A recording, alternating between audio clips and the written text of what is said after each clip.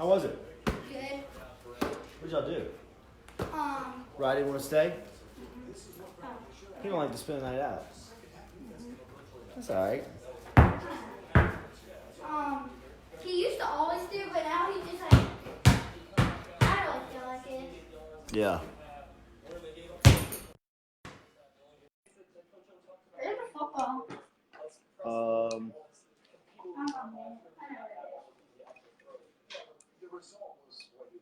I think it's outside, Jay.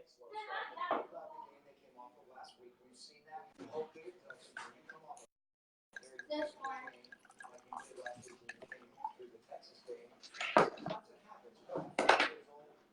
Have y'all done y'all's pregame show yet? Yo, bro. We're doing it right now. Huh.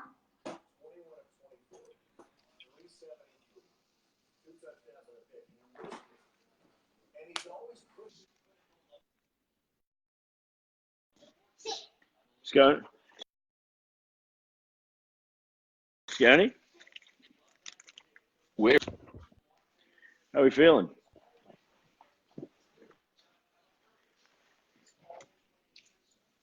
Hey. There we go. Yes, indeed. All good. All good. We good? Sorry about that technical difficulty. All right. Probably wait and see. What's that?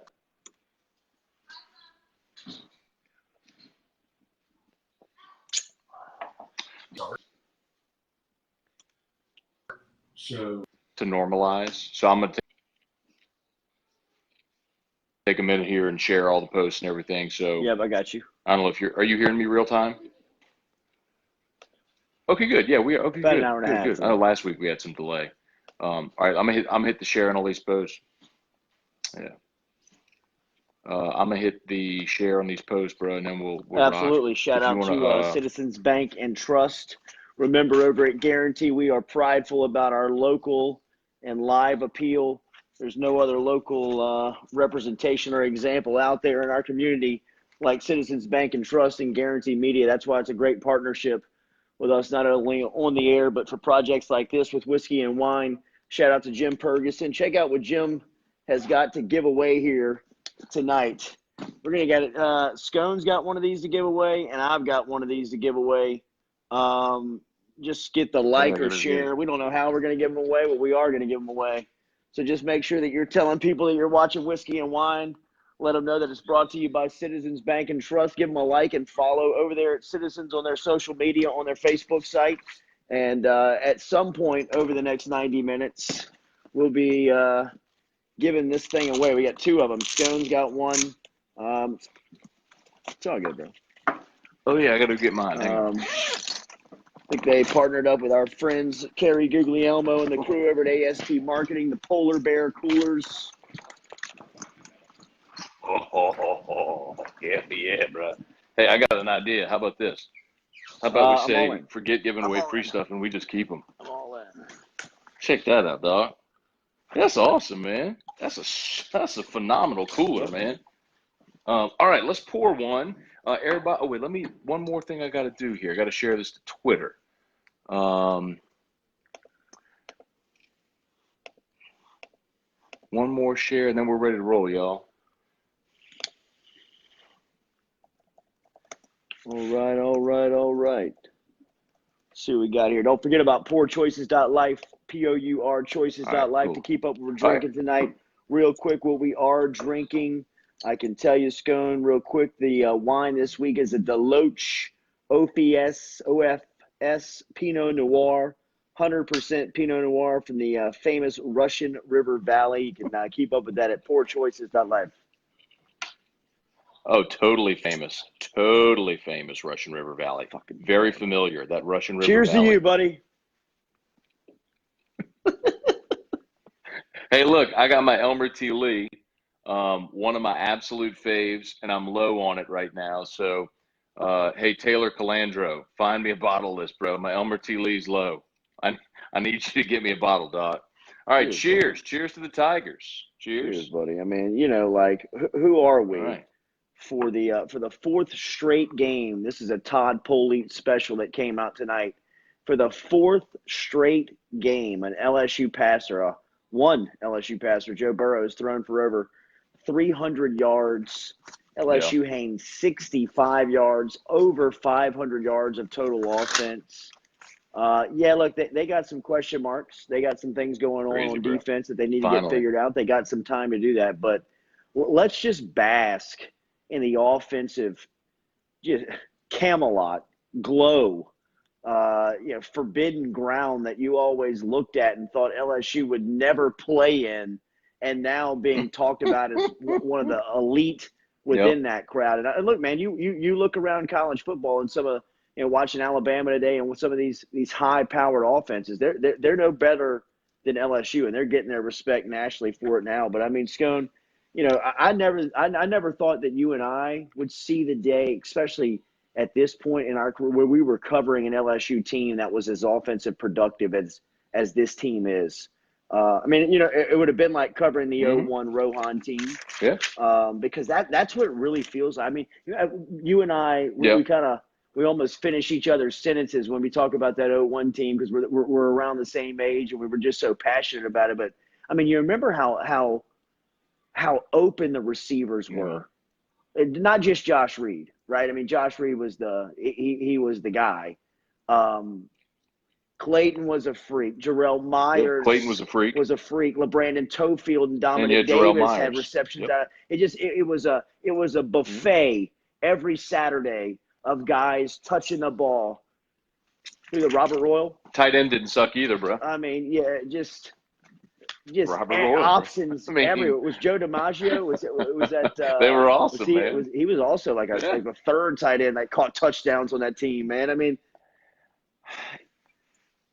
I don't know if he was or not, but here's my. Dude, you know the most famous moment of DiMaggio's LSU career was the Georgia game. Whenever he was wide, no, it was the Bama game. He was wide open in the end zone, and Booty decided to run for it and got windmill. Somebody was booing him. Boo! Yeah, no. That's when LSU laugh about it now. That's when LSU was on that dumb streak where they couldn't beat Alabama at home. That game, but dude, that game was in Tuscaloosa. That was '99 in Tuscaloosa. They beat him a year later in Baton Rouge. No, but you're right about the offense, man. I know we're going to talk a lot, but I'm looking at some of the comments right now, and I know people are going to talk about defense, and we got to talk about it. I mean, you can't ignore the fact that the defense the past 2 weeks has been suspect, bro. I mean, and I could make an argument when you're going up against Sam Ehlinger, and I did all week. I'm like, man, I think that's an outlier. Ehlinger's a great player. I think that's the second best offense you're going to face all year. I mean, team you played tonight scored 7 points against Northwestern State last week, and they chucked it all around on you, bro. So I mean, we got to talk about. About the defense, man. I mean, maybe the ticket is you just go outscore everybody this year, and you know what, Jordy? Maybe that's just going to be us collectively getting accustomed to watching a different style of football. What was the problem? Watching what was the problem on the 13 defense? And they didn't have depth on the defensive line because it was Anthony Johnson and who was the guy that played next to him? Ego Ferguson. After those two guys, it fell off a cliff. So you had Benny Logan leave after the 11 season. You had Brockers leave after 11, and Benny Logan left after 12, and then you had Mingo and Montgomery leave early. So you were just decimated. So you had Ego and Freak, who if they had been your 3 and then Mentor was the centerpiece, but they became your 1-2. Who was the backer? Mentor was gone, bro. Mentor left after 12. Was it number 18? Was it Aline Barrow? Yeah, man. So from a 13. It was Barrow and personnel. Taj Jones. They were down. I mean, you look at the personnel on this team, Scone, and to me they shouldn't be this bad defensively. Okay, here's my question. All right, and this is what I want to talk about. So, like Chad Clark, what's wrong with this team only averaging 55 points and 35 margin of victory?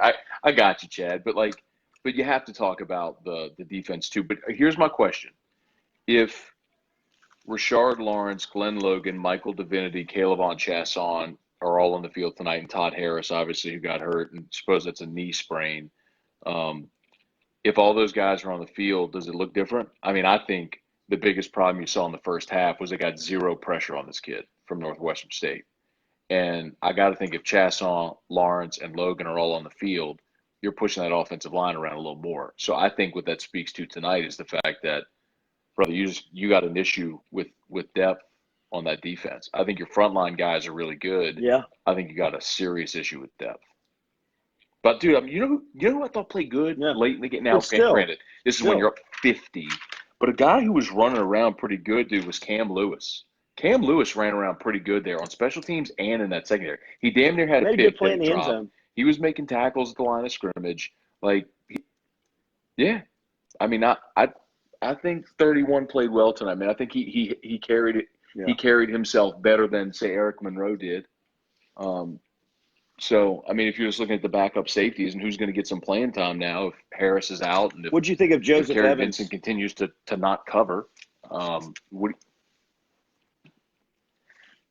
I didn't see him flash. I saw him running off the field after one play. I went Did you into notice tonight anything? wanting to watch him because I think down the line, you know, like late October, November, you know, he's a guy that could crack the rotation as somebody that can play 6 to 8, 10 snaps a game, maybe, you know, if he can just get in there and be physical and hold the point. I mean, you know, play at the line of scrimmage. But, I mean, you know, he didn't flash, he didn't do anything, but he is a big, strong body that, you know, hopefully over the next couple of weeks he can develop a little bit more where maybe he can play because, you know, I mean, the depth looks like an issue. The rotation seems like it's a problem. And I think one thing that, you know, T-Bob had pointed out early in the season and even in fall camp was, you know, when Kelvin Joseph left, you were an injury away in the defensive backfield of having an issue, you know, so you need guys like Cam Lewis to be players. You know, I mean, I watched Keenan Jones tonight play a little bit. I mean, good God, does he pass the eyeball test? Looks like Sean Taylor, 21? 21? He's wearing 28. 21? 28 or 20. I mean, he looks like Sean Taylor. 21. Yeah, 21. Yeah. 21. He looks good. Yeah, man. He looks good back there. Yeah. He started as a receiver, didn't he? When he showed up here? Yeah.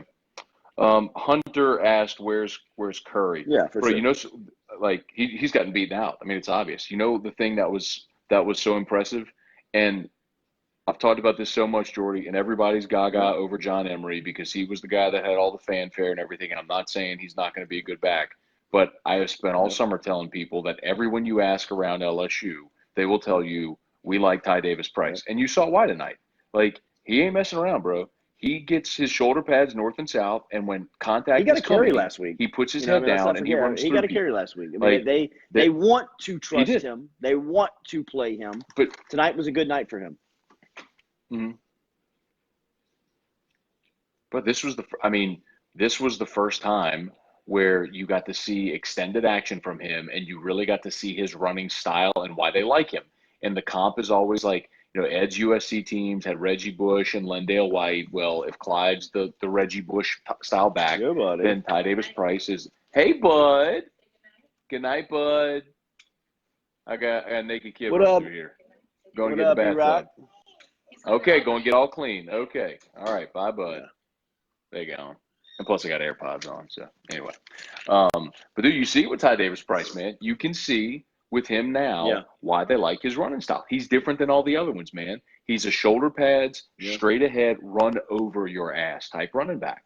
And he's different than all of them, man. And I like him a lot. He's 3 down back. I'm telling you, I've been watching him play since he was a sophomore because U-High would play them every year. And who? Hey, Taylor Calandra just said, "What are you drinking?" Taylor, I'm drinking my Elmer T. Lee, bro, and I'm low. I need you to hook me up, bro. Sorry, I just saw him pop up. I had a shout about you. We've been calling Southern Lab. Taylor, I need an Elmer T. Lee. Are calling U-High for the last couple of years. They've been playing Southern Lab, and he's always stood out. I mean, he's always stood out in that game as just kind of being one of the best players on the field. You know, I mean, by the way, have you seen what Mike Hollins is doing at Virginia? I didn't see dude, he might be a miss. He might be a miss. Bro. I mean, I don't know if you can. I mean, you had to sign. You had to sign all 3 backs. I mean, you saw him. You couldn't leave one of the other 2 out. It was just whether or not you wanted to sign 3 backs, but I think he was just as good as those 2 guys. I mean, he was just dude. Like at the Catholic High game last year, Scone, he was the best player on the field. Best player, and I'm talking about like Christian Harris, Brayton Constantine. Yeah. Constantine tore his ACL again in practice at Clemson. Yeah. Oh, Yeah, God, really? Did you watch Bama today? Sucks, man. No. I did. I watched. I had your boy had Bama minus 25.5. So Well, did you see how it ended? Brutal. I mean, the friggin' guy. It's over. The guy gets a targeting call, so they give him a first down, and then they throw a touchdown with 15 seconds left. Don't want to jump through the screen and punch Will Muschamp in his face. Deserves it anyway. Bama's got. I think, man, this ain't a banner year for the SEC. And something else to consider right now. Felipe Franks got hurt tonight. Terry Wilson from Kentucky. Jake Bentley at South Carolina. There's 3 starting quarterbacks in the SEC East that are all done for the year. So, I mean, the road is wide open for Georgia to get back. And aside from Georgia and Bama, I mean, you look at LSU and you go, man, there's a very clear-cut tier at the top of this league. And LSU's in it, man, because look, I think Bama. You know what's so funny, man? I was watching a game today, and some guy in the huddle during pregame said, "Man, Bama just doesn't look impressive." They had 230 yards and 17 points in the first quarter. And I'm like, but it goes to show you just how different our perspective is on them. Like we completely got to recalibrate what our expectation is for that team. But anyway, but I mean, their offense is great, but defensively they're giving up yards. It's not Bama's defense isn't the oppressive machine that it's been in the past, where like they hold teams to 212 yards of total. No, offense, looking down the line, man, it could be a shootout. It ain't that anymore, they put bro. 47 up today. All right, back to the. Hey, Wayne Anglade said that you think Trey Palmer he was about to crack one. Hey, man, I've been saying this about Palmer all summer because, and this is talking to some people that just really have recruited him, been around him, and know him.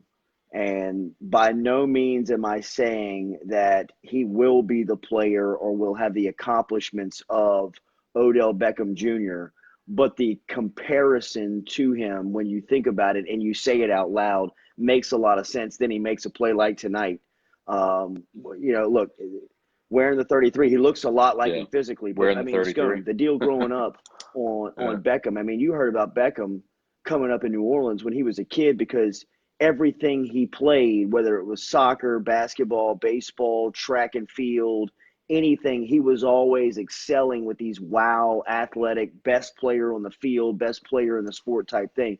But he was always spread so thin, right? So you never really heard about him in football, even though he's an Under Armour All-American and one of the top wide receivers coming out. I mean, if he would have been dedicated to football as a youngster, he would have been the best wide receiver in the country coming out. And then when he gets to LSU, all he does is focus on one sport, one position, and he just becomes who he is. And Palmer, has been a center fielder. He's been a point guard. He's been a track and field stud. He's played all types of sports and been the best player in that sport. And now he's just focused on playing wide receiver and playing football. And he's got that type of game-breaking ability, man. That's one of the early surprises here. Even though you look at that wide receiver core and you ask where would he fit in, is that he hadn't gotten a couple of reps, just a couple of reps because he can, you can send him on a 9 route in the second quarter on a mismatch, just throw him in there and somebody will be like, who the hell is 33? We hadn't seen this guy on film, and he'll just run right by you. Right. He'll have a role. I mean, there's no question. Like but that's all right. I'll give you the correlation from like a year ago would be Derek Dillon. Dillon he struggled with drops. He wasn't going to get on the field consistently. But when that Auburn game came around, they needed someone to break a 79-yarder. Dillon was the guy with the speed that they ran on the quick slant, and he caught it over the middle and housed it. Like Palmer could make a play like that. Hey, someone asked. It was I'm trying to look and write down your questions as I see them scroll by. They're just going fast, so keep them coming. But Michael asked, is Clyde the guy? for kickoff returns. I wanted to run this by you. Like, What did you why think doesn't about he 13? like? Why? Where? Why? You want? I mean, like everything that Why we isn't he heard about returning last. kicks? How? And I'm not here to bitch and complain because there's not a lot to complain about with LSU football. I mean, we can talk about the defense, but I mean, really overall, they're an impressive 3-0 right now. Was how the hell did Jonathan Giles beat that cat out for the punt returner last year? I mean, like, what the hell were y'all looking at? I mean, I guess Kirkland just maybe gave you like a little anxiety and catching every time, but They drop it, yeah. That's always the thing, man. That was Dante. Yeah. That was Dante Jackson's problem with punts. They didn't trust him to catch the ball.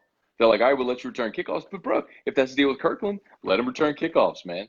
Like that, bro. When he third quarter, when did he get his he caught hands that on the seam ball? route, and then he caught another. Let me see if I can another find one this. on the sideline, bro. You know one thing that we haven't talked about I'm looking that I for it. tweeted out. Did you see that shot of Burrow on the sideline getting after the offensive line? Oh, Was that the finest piece of B-roll that you've seen on an LSU sideline in a fuck? I mean, like, when's the last time you've seen a guy walk up and down the sideline and demand attention like that? Yeah, I know, man. And you tweeted that you thought he was yelling about body language. Know. Like I kept if going that, back right? and see if I could, if I that's could lip read. But what it looked like he was talking, it looked like he was yelling. And this is just purely my speculation. You can go watch it on Twitter. I've got the game recorded. I'll go back and try to watch it again. But it looked like he was yelling at Lloyd Cushenberry, but he was yelling at Lloyd when he was really talking to everybody else, because Lloyd kind of looks at him, and in the middle of it, he almost kind of says, I'm not talking to you, but I'm talking to the people around you. And he looks at either Damian Lewis or Chasen Hines, and he talks about the way that they run up to the line, and because he kind of mocks them.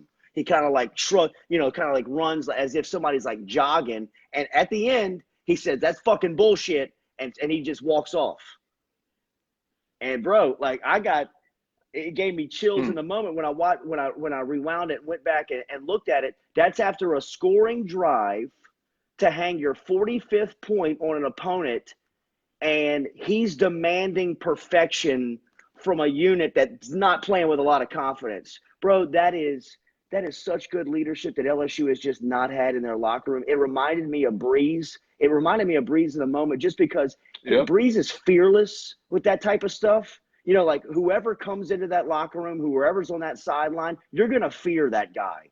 No matter what your reputation, like Des Bryant, I remember coming in, like he was like bowing down with respect to Drew Brees. Like it doesn't matter what, he was going to listen to whatever Breeze said. Yeah. It looks like Burrow has that command over the entire program, which like, hallelujah. Thank God. I mean, sing to the heavens. LSU football has been asking not just for a quarterback, but for that guy to come into the program and just grab it and say, you know what, man, I'm not dealing with this shit. I'm not watching y'all break the huddle and walk to the line of scrimmage, even though we're pounding some team by 30. Get your ass to the line, get ready to play, and execute. Go through your assignment. Do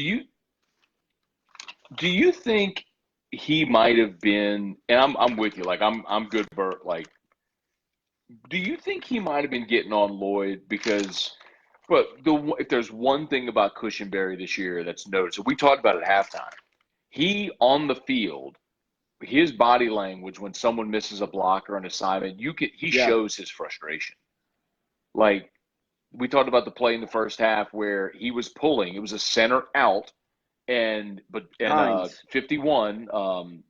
Rosenthal, dude. Jeez. No, 51. Good left tackle. Lord. Dar Rosenthal. He lets the cat come right inside of him, and he blows up Leonard Fournette, and Cushenberry, before they're even off the ground, is throwing up his hands at Rosenthal as if to say, like, what the hell are you doing, sort of thing. I wonder if that's Burrow not saying to him, man, like, I don't know. Stop calling him out on the I don't field. know what he was saying. I mean, but whatever the message was, but he got like he was just. I just love the command. He's got him, bro. It's his team. It's almost his program at this point. You know what I mean? For as much as everybody in the country is talking about him, I mean, I know he doesn't believe that, but outside looking in, he's got that feel of Breeze to the Saints. Like he's the guy. I mean, yeah. Dude, you know what else was good tonight, man? They got Stephon Sullivan involved. Intently, first play of the game, they got Stephon Sullivan involved. Yeah.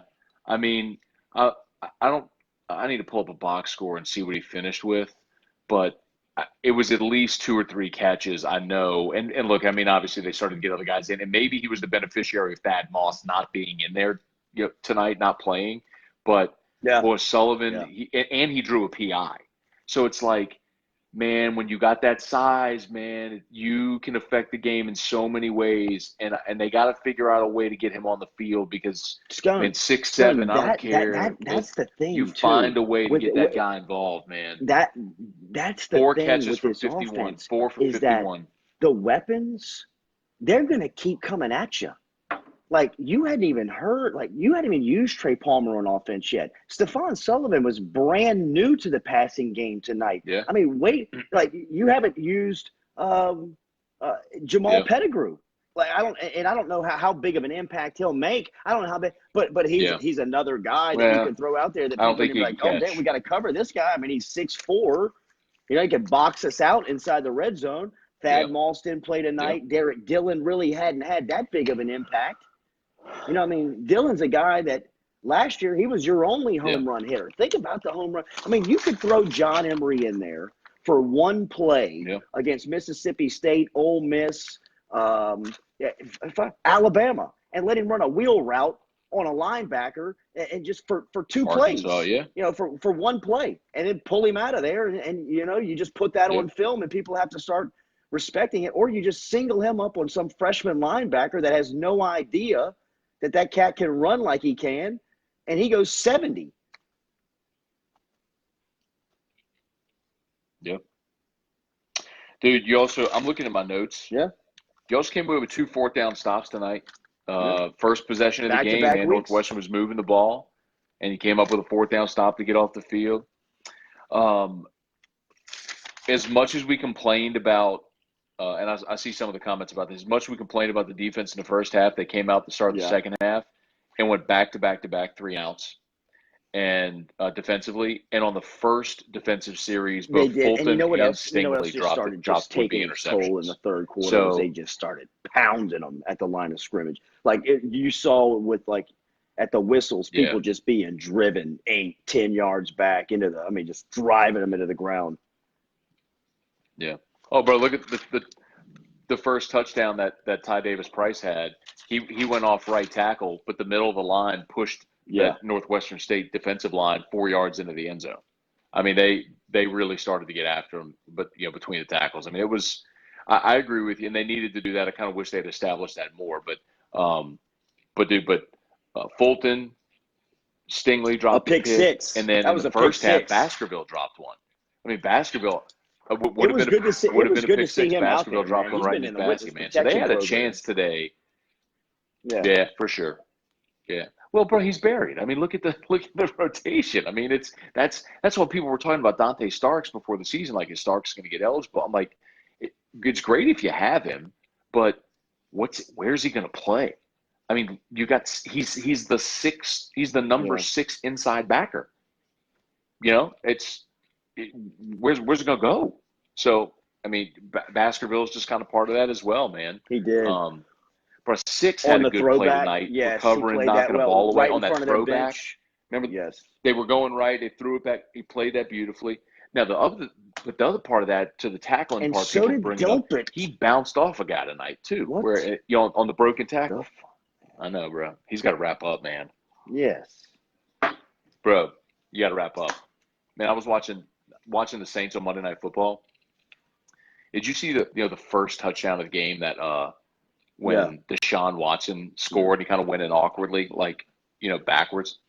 You know who had him at the goal line? Shoulder pads was Marcus Williams, and went in shoulder pads again and missed. Like, if that kid didn't learn his lesson in the Minneapolis Miracle to wrap up, like, he'll never learn, and it cost him again. My point is with Delpit, like, you had last week 2 grossly embarrassing plays with Devin Duvernay just bouncing off of you like a pinball because you refuse to wrap up. I'm telling you, like, bro. No, I know. what are you doing, man? I'm not trying to criticizing criticize the Devin unanimous All-American, but damn, he's set the standard for himself. Exactly. So it's like when you see 7 bounce off a guy like that 3 times in 2 games, you're going to be like, "Say, man, what are you doing?" No, like, I'm with you. Come on. Anyway, all right.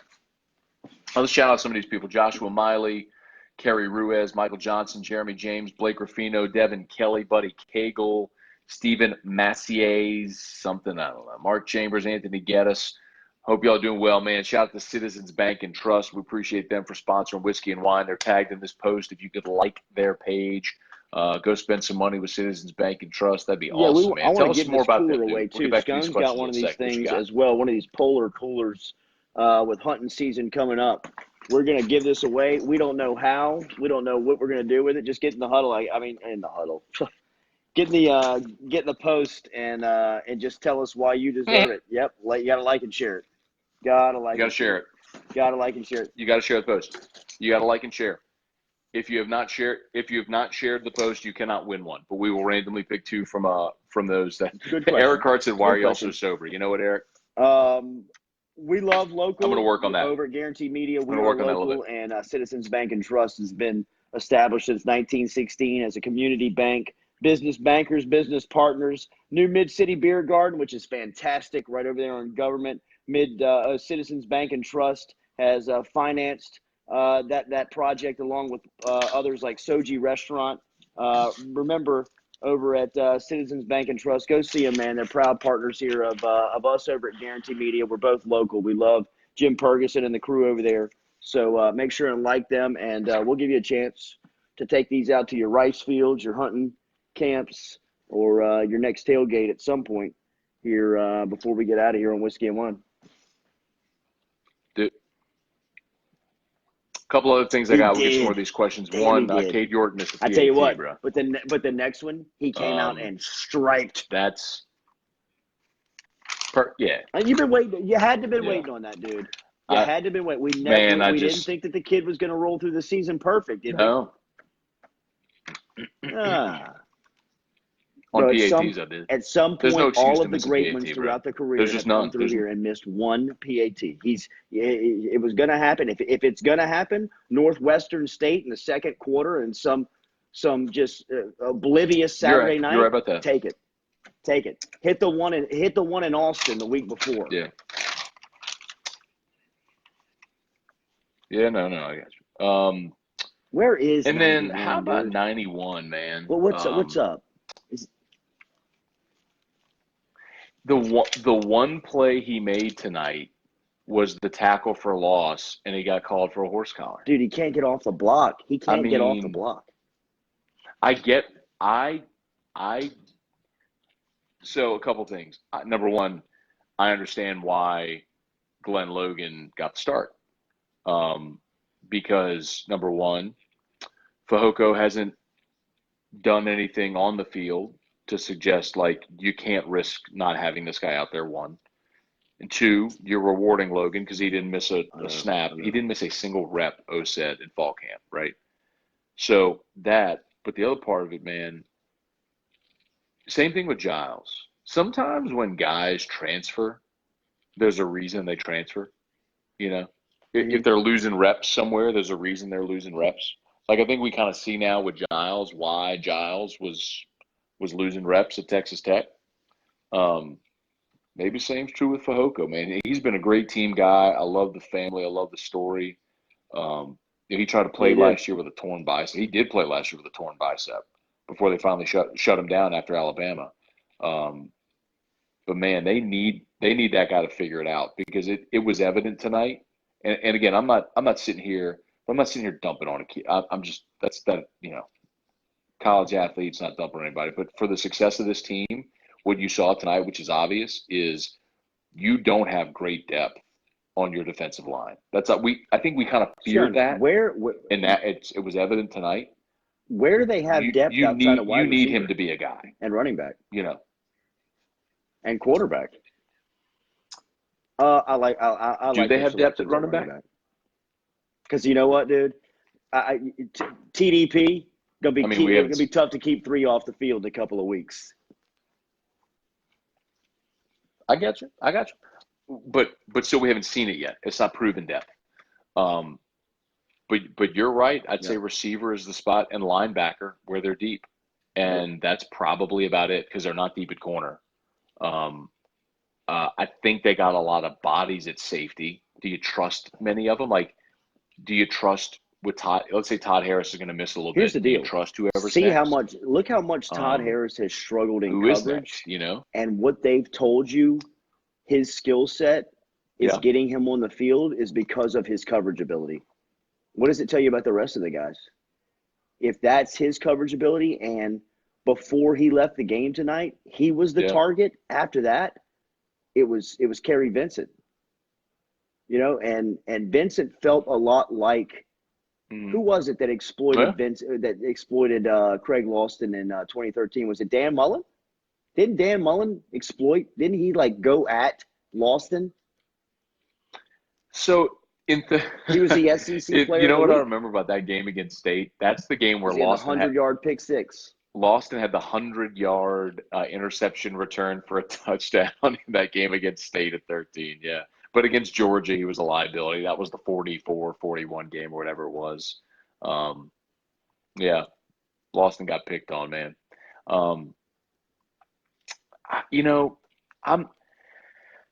There's still 3 games in, man. And I'm willing to say, okay, do you trust Dave Aranda to figure out a way to maximize these guys? And tonight specifically, I'm going to keep going back to this, man. And I don't think we can just ignore it because it was Northwestern State. But in a game like this, where you have a decided advantage, is that you're so much physically better than them. Well, if Rashard Lawrence and Glenn Logan and Caleb Chasson and Michael Divinity are all on the field tonight, that's a half.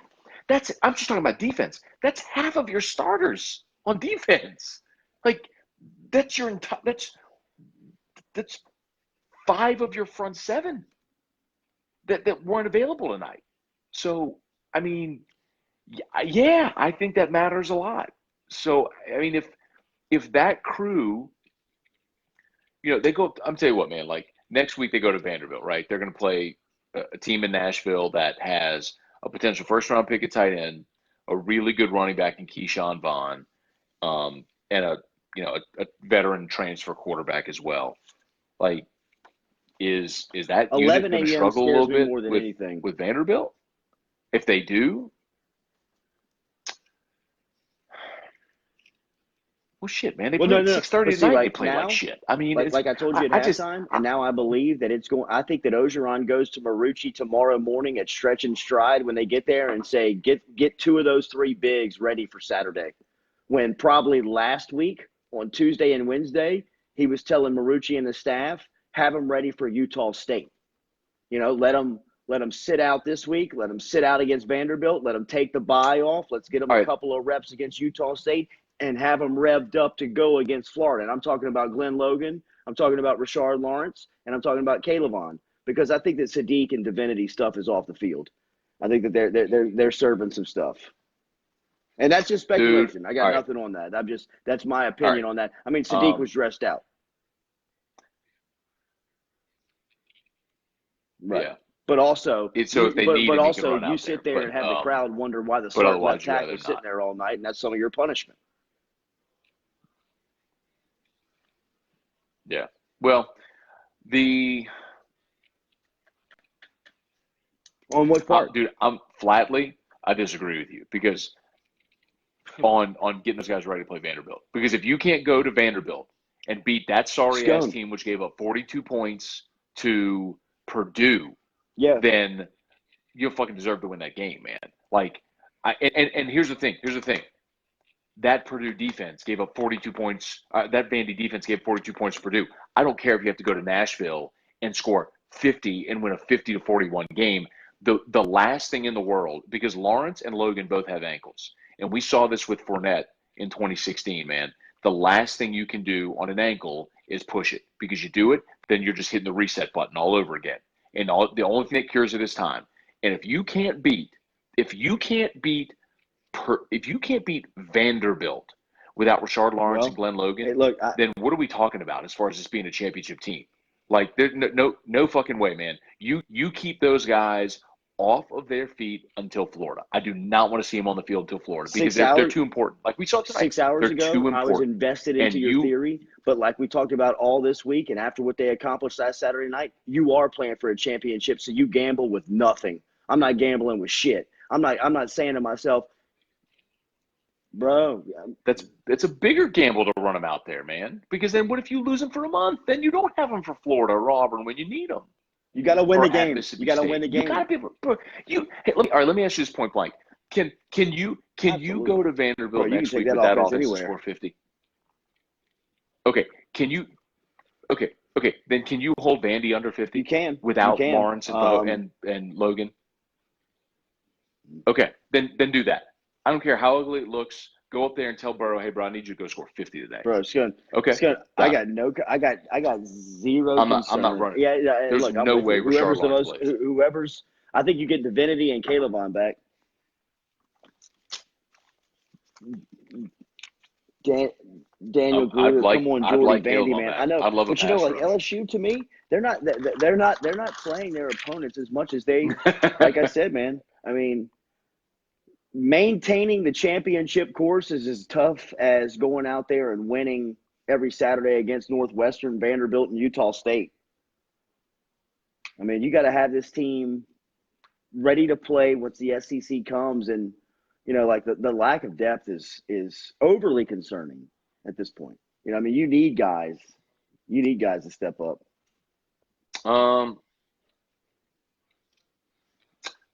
Eric Hart. Oh snap! Shits and fucks. It started, bro. Has anybody seen Dan Bournet with my lady? It started, bro. Hey, someone asked me somewhere. If she's still not home. No, Gabe's been over for an hour. Yeah, she's spotted. She went and spotted. I walked her up to the booth. Bournet turned around. Can I help you? I was like, no. I'm out, man. Are you just gonna drop her off? Yeah, what's the deal? Yeah, right. Deuces. Look at Dan, bro. Oh man. What a baller. Oh God. Let's see what else. Oh, all right. One other thing I got to talk about. I talked about this after the first week. All right. I'm say it again here, bro. Did you see in the fourth quarter Charles Turner snapping the ball to Miles Brennan? Did you see Miles Brennan on the toss to John Emery have to jump toward the line to get the shotgun snap? All right. Didn't I say this after the first week? I told you this after the first week on this show and on everywhere else. Like, that is a problem. If that kid, like, this ain't a hard thing, man. Like, you just, like, we've all done this since we were 5 in backyard football. You get in the stance and and it's a shotgun snap. Like, the fact that this is flowed and Miles Brennan has to, like, leap forward for a shotgun snap. If something, you know, knock on wood, if something were to happen to Lloyd Cushenberry, there is no way they can play Charles Turner. They can't. He cannot be this. Or Damian Lewis. Like, I would put Damian Lewis there as an emergency, like, figure out how to snap the ball. And then Turner, Hines, and God, I hate to say this, but Adrian McGee. No, Adrian McGee would be my guards. Dude, Adrian McGee's a problem. Give me a second team offensive lineman Ingram that you're impressed with. I mean, really, give me a second team offensive lineman that you look at and say, man, I'm looking forward to watching him develop and play into the future. I'm looking at a couple of first teamers like Austin Deculus, and I hate to call out kids but I mean, I guess that's what this platform is, but it's just when you look at the offensive line and you look down the line and you wonder, like, even front line, second line, the recruiting's got to get better on the offensive line. I mean, point blank period. I don't know why they've been able to hang on to guys. I'll give you an example. Willie Allen. Willie Allen was a 5-star from John Curtis, really raw, but physically fit the bill. Came in here, thought he was going to play right away, didn't, redshirted, left. Like, if that kid sticks it out, he's your starting left tackle. Who was the natural and- left tackle, man, who had transferred from it, and he was from Africa and then went to Chidi Okiki Valentine. Chidi Okiki. I mean, that's Valentine the Okiki. biggest loss. Yep. Would he be playing now, or would he be gone? Yeah. Mm-hmm. I know, but I'm saying, no, would he be playing he was right here, now, bro. or would he be he gone? never got on the would field. He be graduated? He'd be gone. No, he'd be gone. For what, a year? Bro, he stayed.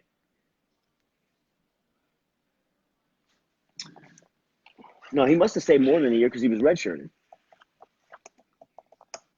What? He's with the Kansas City Chiefs. He made the 53.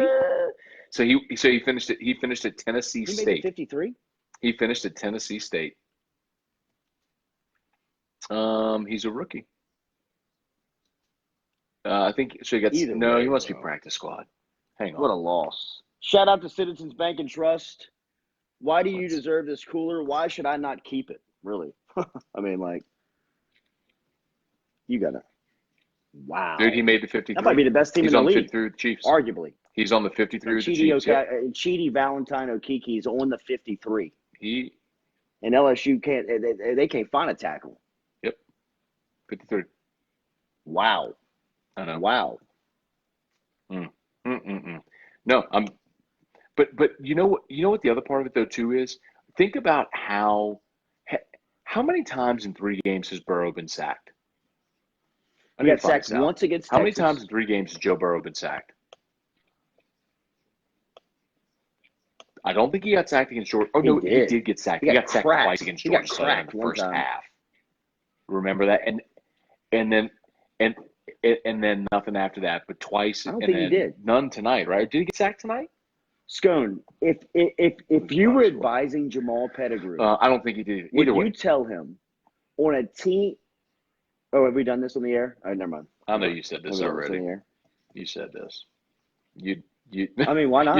You said he should put on weight. Why would you not look at the offensive line, look at your body types, look at the pass catchers on the team, also look at what left tackles make in the NFL, and just look at future earnings and say to yourself, why don't I transform myself into a left tackle? For another day.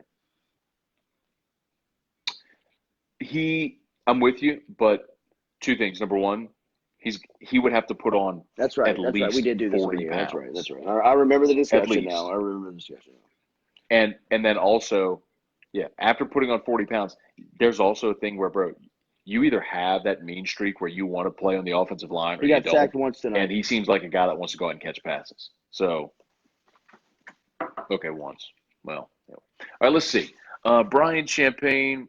Where's the offensive line not in 1 year next? Sounds like he's whiskey. Sounds like he's whiskey and whining, bro. Who's the drunk one? Who's the drunk one here? Oscar Ingham, 4 of the 5 linemen are coming back next year. But here's my problem with that, Oscar.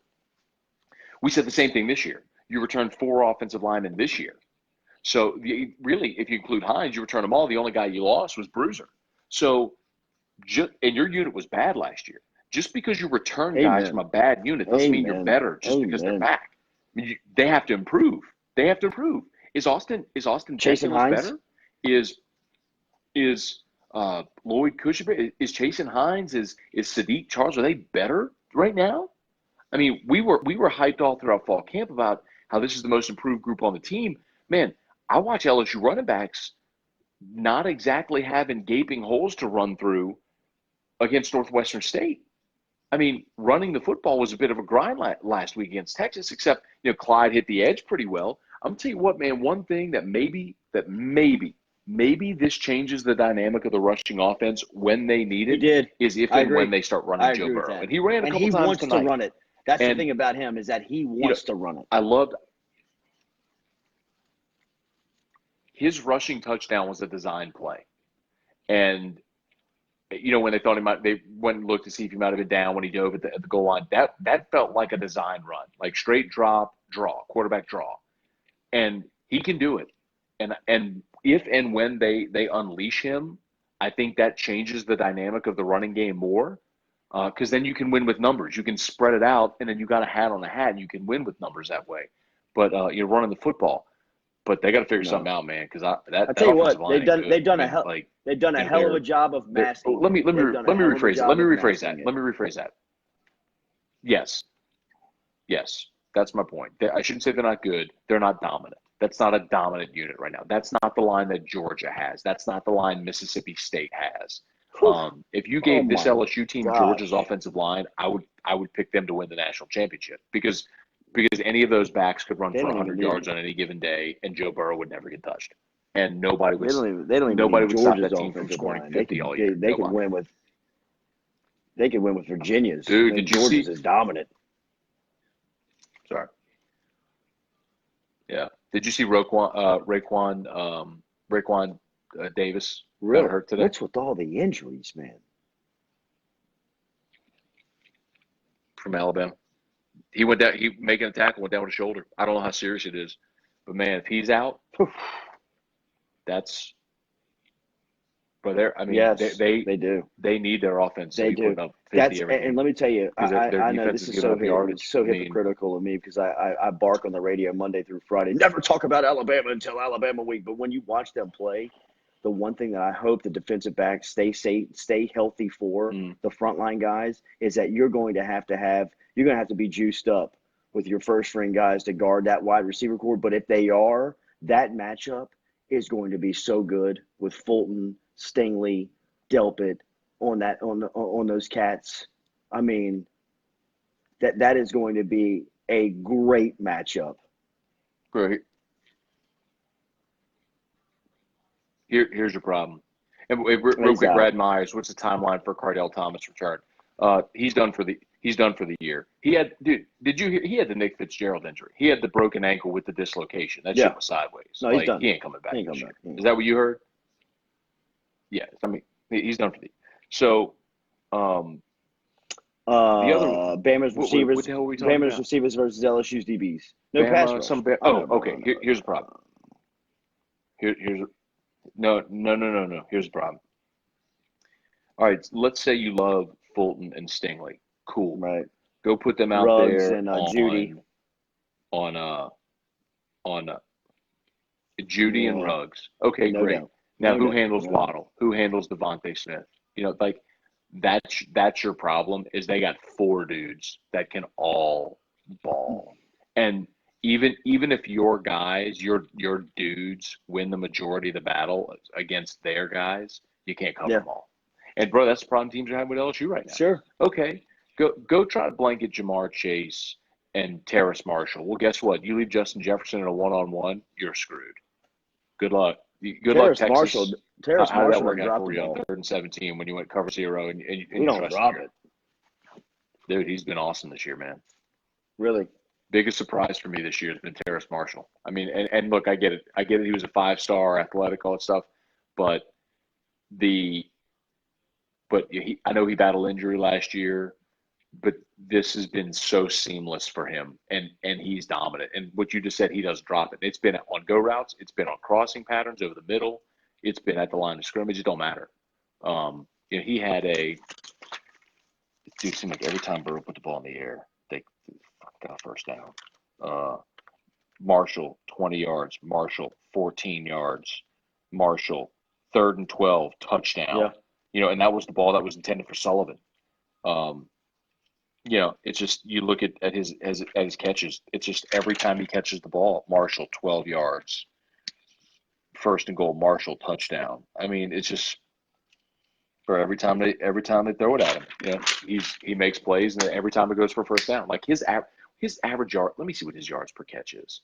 Terrace Marshall's yards per catch has got to be like 18, 20 yards a catch. Think about the front row seat we have to the quarterback position right now on just pure accuracy. And what you're watching with Breeze tomorrow and Burrow today, and the way that those guys are just completing the football through the air. I mean, Scone, 21 of 24 is tough against air. You know,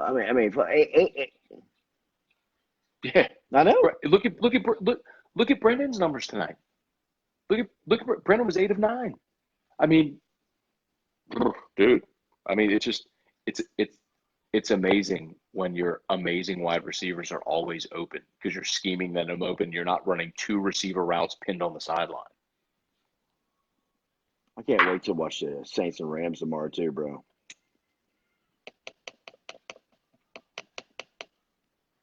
Yeah. Dude, how do you feel about it? I don't know how I feel about Gurley not being the feature because like they put so much attention on him in that first game that the Saints were able to key in on that. Now they're kind of spreading the ball out a little bit more, and the Saints defensively have been a little shaky. You know what I mean? I guess just through week 1, but I mean I'm expecting a shootout. Like I'm expecting that to be Goff versus Breeze, Peyton versus McVay. I hope so, man. I hate Me too, for sure. 100%. Short week West Coast travel. 100%. But this is kind of where Peyton works his magic. And so it's so hard. It's so where the book usually says that the NFL is off, like on a short week West Coast travel, like would be the perfect example. Peyton to me usually does his best work. You know what I mean? Like where he's got these guys like thinking about that everybody's making excuses for you on why you shouldn't perform. Now go out and kick their ass. Yeah. Yeah. I hope so, man. Let's see. Michael Johnson, thanks a lot, Kelvin Joseph. Dude, there's no doubt. Kelvin Joseph on this team makes a world of difference, bro. And you know what the sad part about it is? Because Kerry Vincent is on the field. Kelvin Joseph's here. Like here you are. Here's the 3rd game of the season for LSU, who's a playoff contender with a Heisman Trophy quarterback. And Joseph, up to this point, you'd have probably played 65, 70% of the snaps. Like, you'd have been on the field in some capacity in playing. Nickel out there, and as much as Fulton's come in and out of the game. I mean, he didn't play against Georgia Southern. He probably shouldn't have played tonight. You know, I mean. Yeah. He couldn't. Somebody asked why Kelvin Weed, Joseph man. left.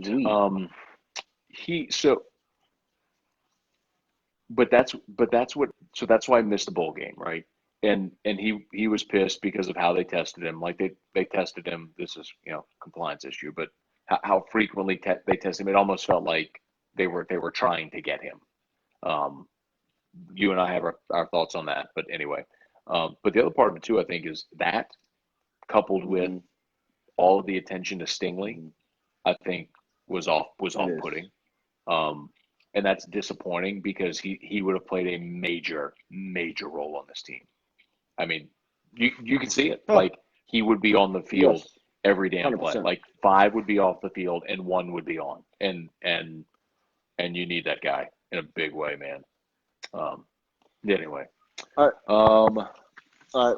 Let me reset here. Trying to get Citizens Bank and Trust. Yeah, go ahead. Remember, if you own a business, you need a business banker that acts like a business partner with the bank that will go the distance for you. Get over to Citizens Bank and Trust, local and community bank established in 1916. We got this great cooler from our friends over at Citizens Bank. Stone and I want to keep them. That's probably what's going to happen, but you can make a play for it inside of the replies here. You do need to like and share this post to qualify at all. So make sure that you're sharing this. Tell your people that you're watching Whiskey and Wine. But this polar bear cooler is possibly. We could do the damn thing. I know, man. It's like. I think I'm gonna keep mine, bro. I'm not giving this away. I like this a lot. I'm not giving it away. 11:06. No I'm not sign giving of mine away. Aaron or Keep Dan.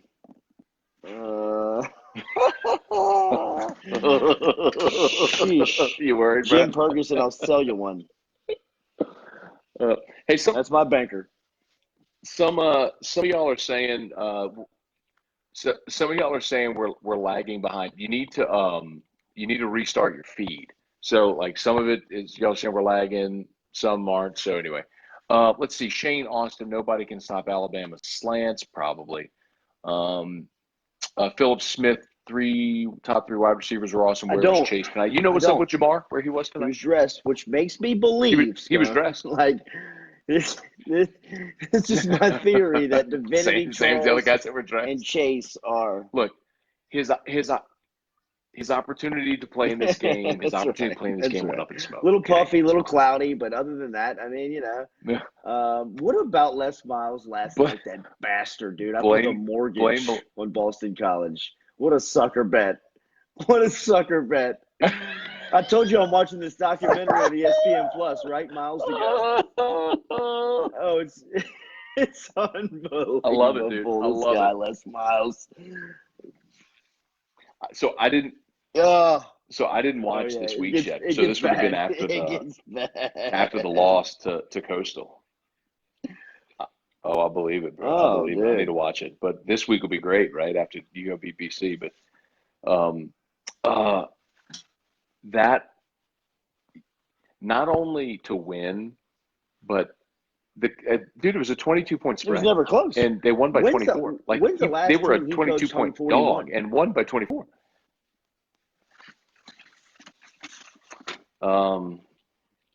Right, like a Power 5 game. Yeah, in like a Power 5 game. Well, I mean, look, man, 15, that Fournette team, they were awesome. For sure. When Fournette was flipping dudes from Auburn over his shoulder. Running through South Carolina. They, but then, South Carolina, Auburn, Syracuse, bro, the game up at Carrier Dome when Fournette just. And did he have a 70-yard or whatever he had? You know what I mean? He had a 70-yard call back. Bro, he would run for like 340. Did you see that? Was so good. People forget how awesome he was, man. In the park today. It looked like it was Rucker. I don't know where it was, but it was like some outdoor park, and he just grabs the ball off of bounce, takes it, goes up between his legs, and just crushes it, and the place goes crazy. It's on the Pelicans Facebook. It's unbelievable. I gotta go check it. All right, let's see. Thoughts on Florida without Franks? Hey man, Kyle Trask led them to the comeback. I mean, dude, they were down 21-10. Yes. Right? Yes. And in the fourth quarter, and Trask led them to the comeback. So I mean,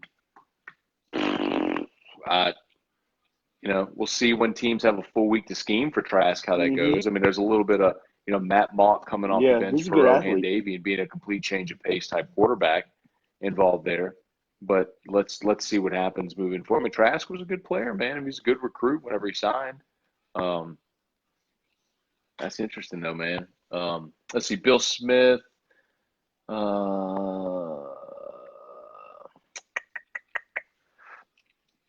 lot of people ask about Ed Ingram, like how that changes things whenever, if Ed Ingram, when Ed Ingram's back. The hell out of that kid. I mean, I've been telling you since fall. He's been out there at every practice. I mean, he's standing behind the offensive line drills in street clothes and looks like an all-pro in street clothes. You know what I mean? Like physically, he looks like a freshman All-American did 2 years ago that has stayed in the weight room. Hey, could he be any worse? Dude, bro. I mean, like day one, you got the 2-day acclimation period by the NCAA. As soon as that's up, Ed, first unit. Yeah. Hey, 73. It's been real. Why don't you hit the showers? Oh man.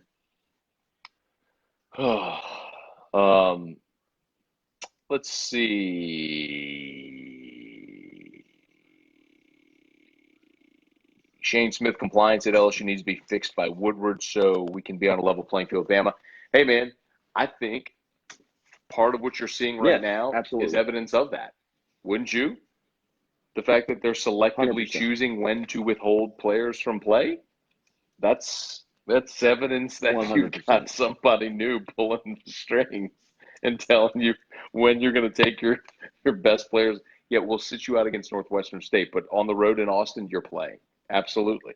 I don't think there's any question. You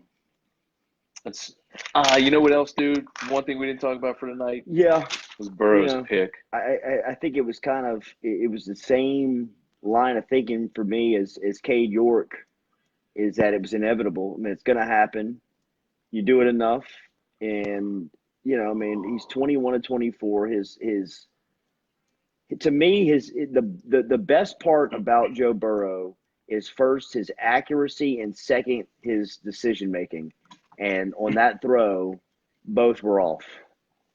But for really 23 of the 24 attempts, man, I mean, because 2 of them were drops. I mean, he's pinpoint accurate, and that's his second interception of the season. The first one was tipped out of his own end zone, which, like I told you last week on the Whiskey and Wine, after reacting to his first interception, I love the fact that LSU trusts their quarterback enough to throw it from their own end zone more than anything. What are you laughing at, bro? Yeah. Dude, Mark Bayard, this some Cajun-ass QVC channel, boys. I flip it on to see Jordy struggling to hold a polar bear back. If you're Isn't that the charm of this? Isn't that the charm of this show, though? Like, people have said, hey, why don't you go to studio and Deca get you this thing and you get these professional graphics. I'm like, this is kind of the charm of this show. It's that it's just 2 assholes drinking with signs behind them. Look at this guy. And, like, holding up polar bear bags. Like, with Jason the Bourgeois. homemade "Don't be a My new square" favorite sign. pastime is putting the West Coast game on my backyard patio TV after the LSU game and watching Whiskey and Wine on my phone while sipping on Elijah Craig. Bro. Neat? Elijah. I love it, dude.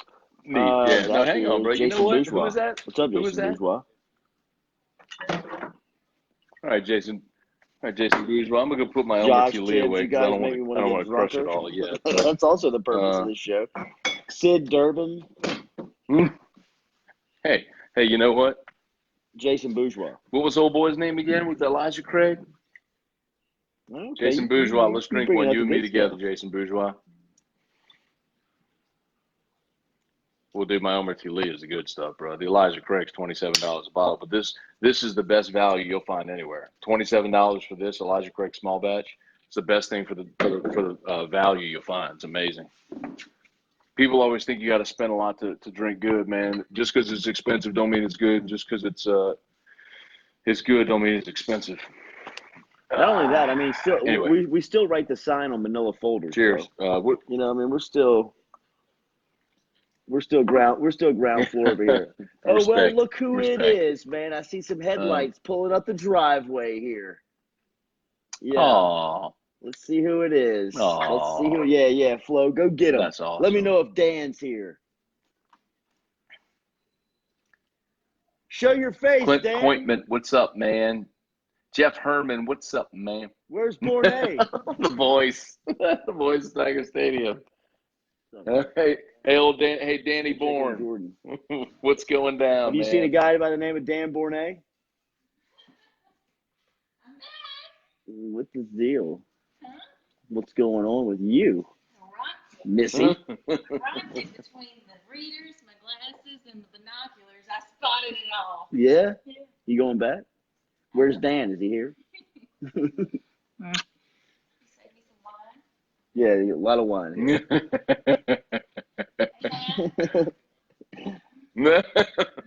Yes, hey, that's right. And the wine's choices. courtesy of I Four had, Choices, by the way. Have the earbuds in. Yeah. Well, he can hear you. You can't hear him. All right, now let's get real wasted. My anxiety's gone. She's home. Nah, bro. I'll tell you what, though, dude. You were nervous, 73 years old, Dan Bournet, his game has to be respected. I mean, just the move he made after meeting Aaron at the Monday press conference. Within 20 minutes, she had a new gig. Yep. Okay. Four Okay. choices. Okay. Easy there. Easy. Easy. Easy. Um, Tim Witten, did we hit 1,300? No, we didn't, Tim. Unfortunately, we did not hit 1,300. 1,300 concurrent viewers last week. That was a Was that Whiskey and Wine record. But was that I'm our record? excited That to was our record announce. last week, huh? With the Go ahead. 1,300? Yeah, for sure. Yeah. For sure. So I'm excited to announce that I told you this, Jay. I'm very close to a option for us to have one stream that broadcasts to Facebook, YouTube, Twitter, Twitch. So what do we have to do there? Like 30 different platforms, so people Just will work be your able to magic. watch on. Okay. Let me make sure. Yeah. So I'm hoping that. My hope is that this week I will have that all ironed out. So come Saturday after Vandy, we hit a button and we are live on all those platforms. That'll be a different so people level. can watch however they That'll want. be a different Now level. you talk about 1,300. 1,300 goes to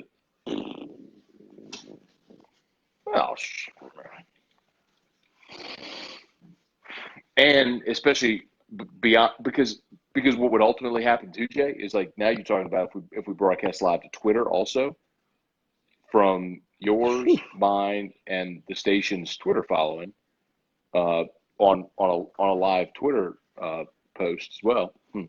Cheers, bro. Cheers. Yeah. I think it would go well. How about this one? Somebody said, "What about that juke move that was Clyde beautiful. made at the goal line?" You know what? I thought Burrow's that juke was in a the open field was wow nice. run, bro. Is he sleeping? Yeah. I thought that he had a nice little shake to him. My bad, bro. Hey, why are you trying to deflect off the Catholic High guys run? Big win for the Bears. Give me his out of love. state What you talking last about? night. Why are you going to go from the? How about it, man? Well, they went up to Shreveport. They played North Little Rock here at Independence Stadium. First play of the game. Josh Parker. Beast. To the house. I saw him working on a track. Bears never look back.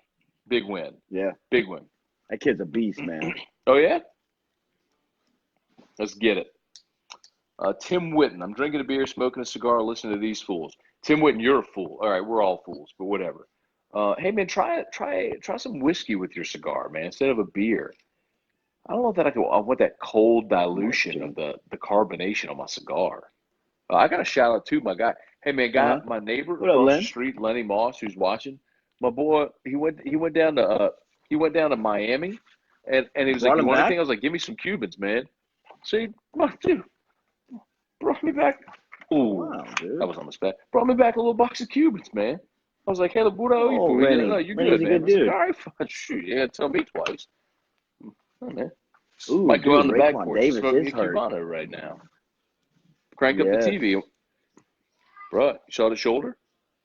Hey, someone, sorry, just scroll back a little bit. Someone asked what you think about Florida. They don't scare me. 3 games in. After watching LSU for 3 games. Because their offense can't, they can't score with LSU. And one thing's for certain, LSU's getting off the bus and scoring 24. I mean, right?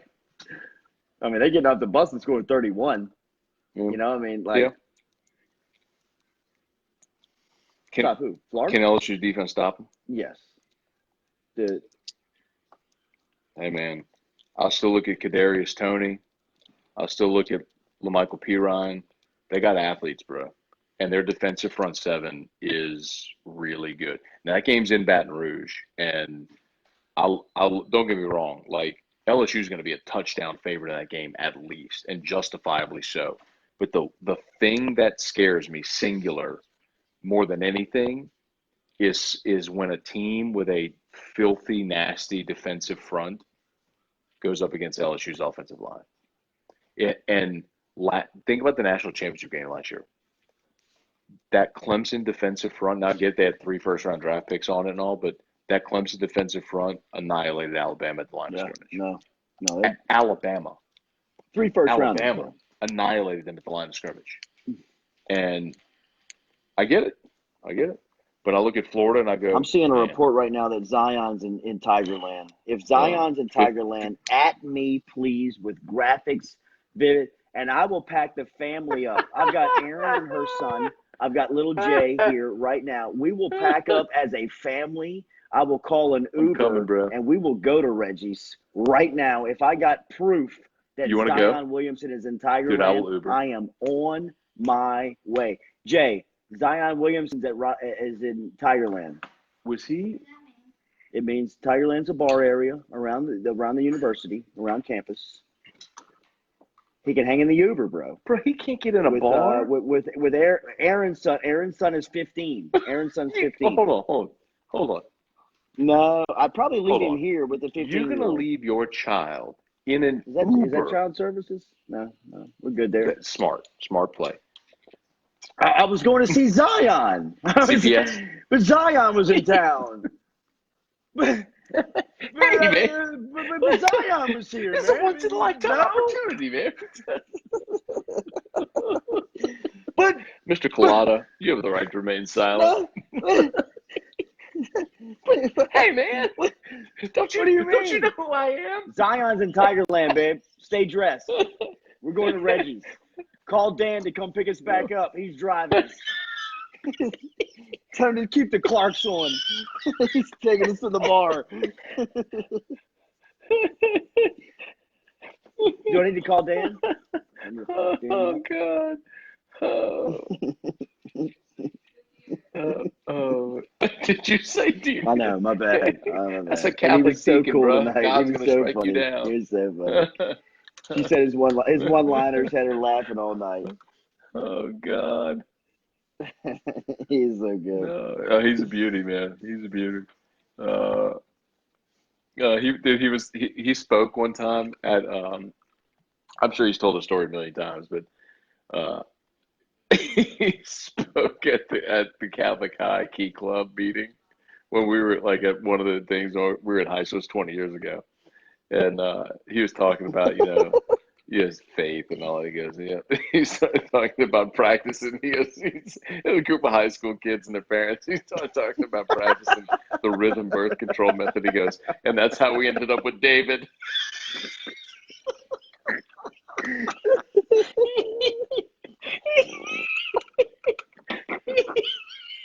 He's such a beauty. He's such a beauty. And that's how we ended up with our youngest son, David. Dude, he's the president of the Louisiana Chemical Association. And and he was like, I know. It's like Heisenberg. It's like Walt.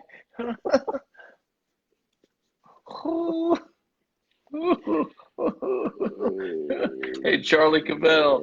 Is it?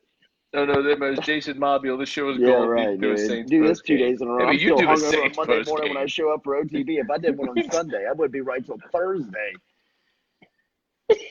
I mean, sheesh. Oh, man. Sludge through Monday morning. Oh, God. Let's see. What else are we doing here?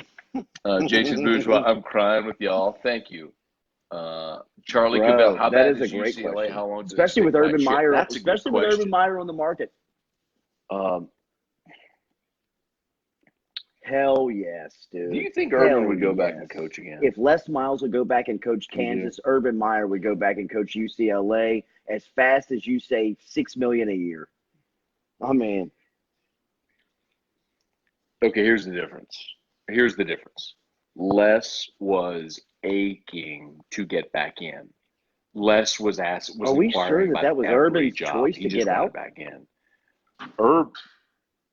No doubt he could. Urban could pick his spot, but I mean, do we really legitimately believe that he was that it was his decision alone to leave Ohio State? I don't. Really?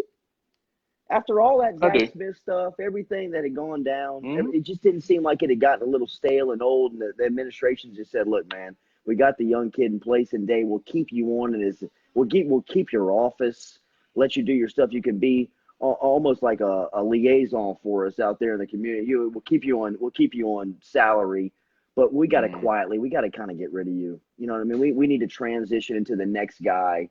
You've done a really good job for us, and we can sell it as the medical stuff that you used at Florida, and you can go into media. I mean, look at the way that Reggie Bush and Leinart are recruiting him to USC openly on that show. Do you watch that ever? That pregame show with Leinart, Bush, and Meyer on Fox Sports? No. No. I mean, like No. Bush and Leinart What'd he openly say? recruit him. I mean, like Clay Helton's got to watch that. Like watch that show and be like, "Geez, man." Oh yeah, to USC. Oh yeah.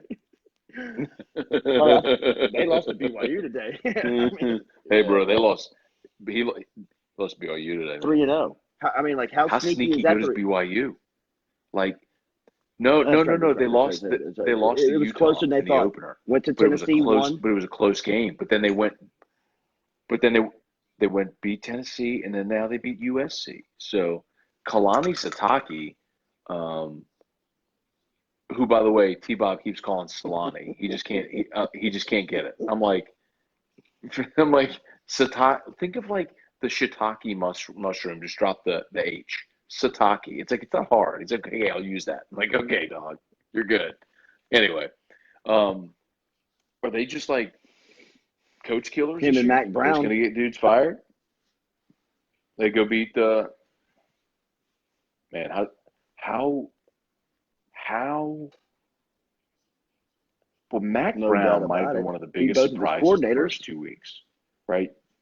North Carolina they won 2 games last year. He steps right in, beats South Carolina, beats Miami. People are like, all right, Mac's got something rolling. And then they go lose to Wake Forest. Like, getting too fast on the rails, man. It was going too fast. It was going too fast down the tracks. Too much expectation. I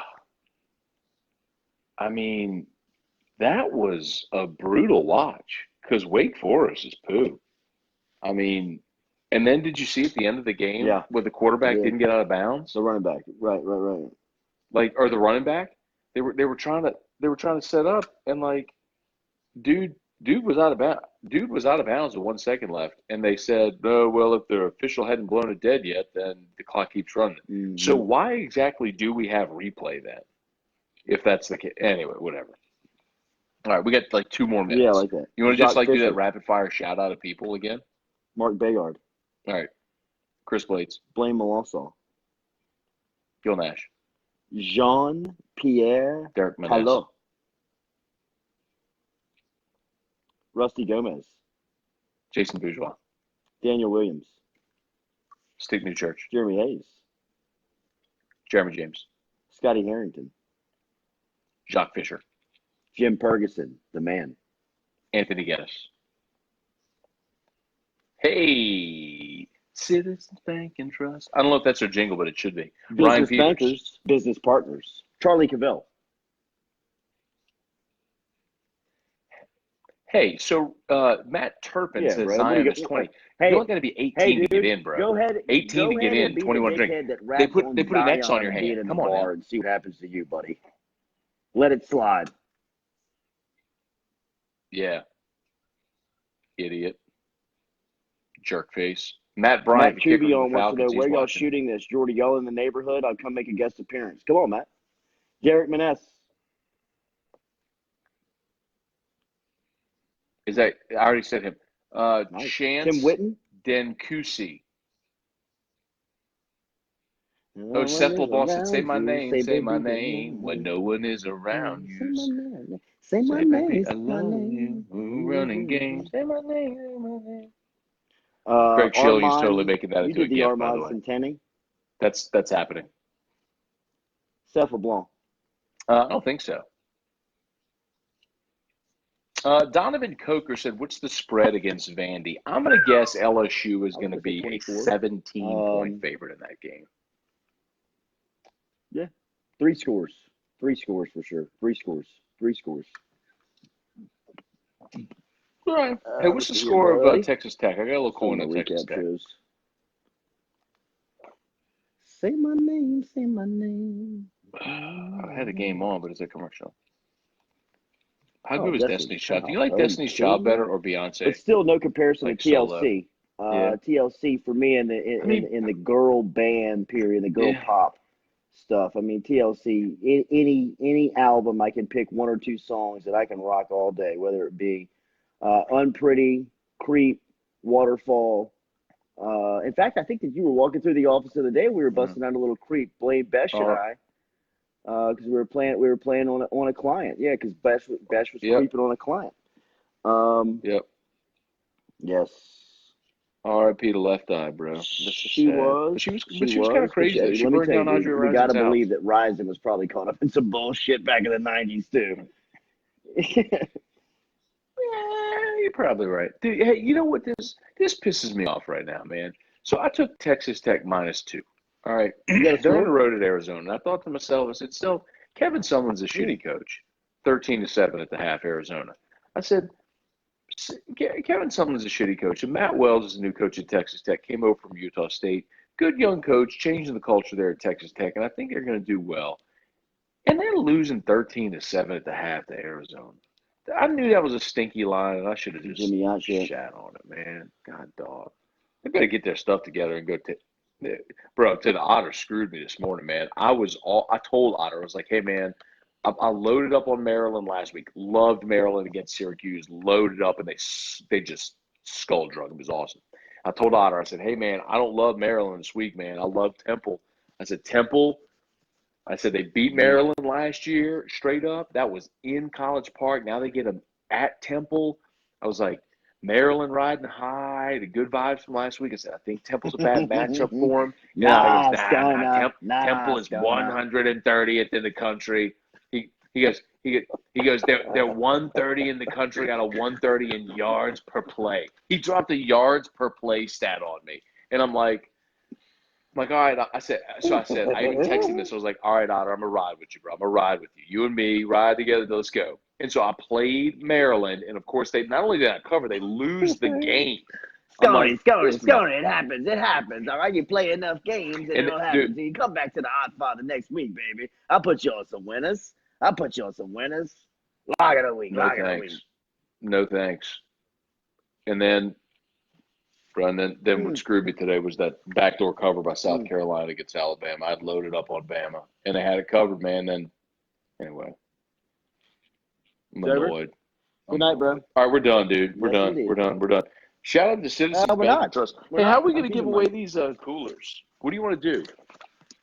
Oh, come on. We told people we're going to do it. We got to pick are we just going to randomly pick people who shared the post? You got to hit the share. If you did not share, not going to win. I'll tell you what, how about this?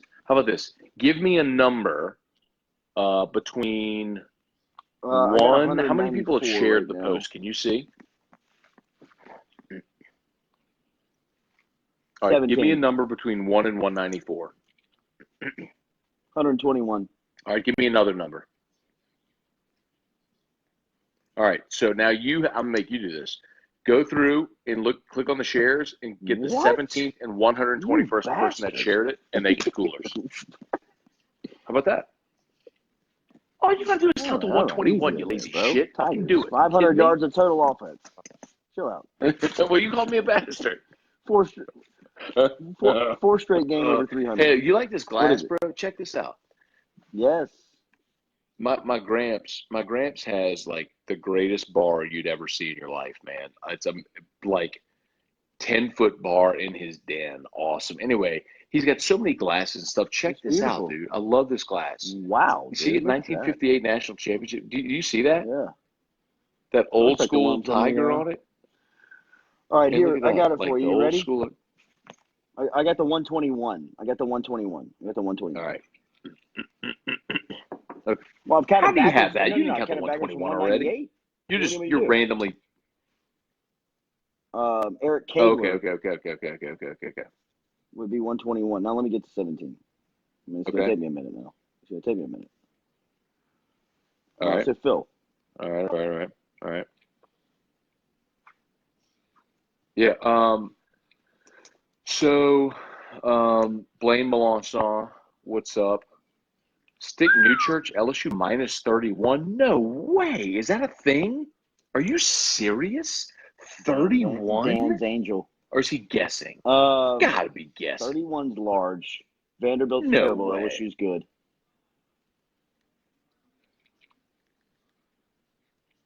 Hey, Jay. 31-point favorite. You still think that they should go play Rashard Lawrence as a 31-point favorite? You dickhead. Come on. Give me a break.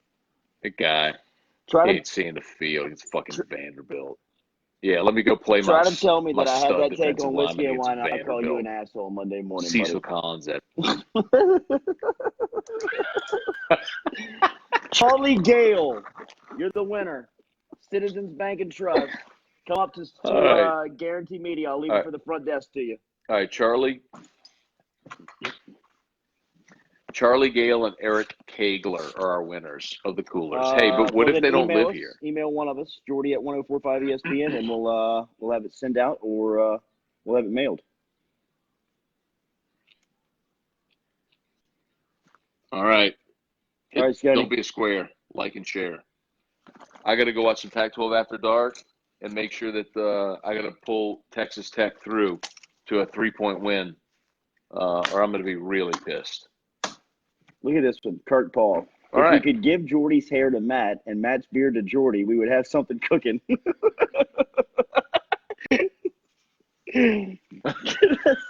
good. That's so good. Hey! What if we could take both of our faces and do one of those joint things and make us one? You know what I mean? Choices, bro. POURchoices.life. Have a good night. Love you, buddy. All right. Later. Later, bro.